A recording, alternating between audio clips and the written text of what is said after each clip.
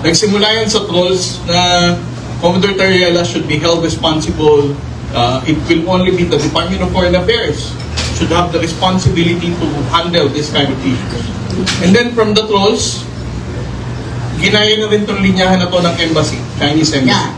Sabi ng Chinese embassy, kaya lang kami nagkakaganito dahil si Jay Tariela smearing the Chinese government, a lot of misinformation, blah, blah, blah. And then after the Chinese embassy said this, it was also taken by the Ministry of Foreign Affairs by China na dapat it will be handled diplomatically by the Foreign Affairs.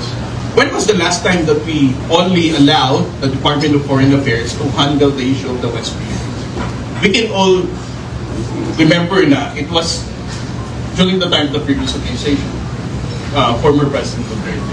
And that was also the time na ang ating mga kababayan Pilipino, mas limited ang information na naririnig nila pagdating sa West Philippines.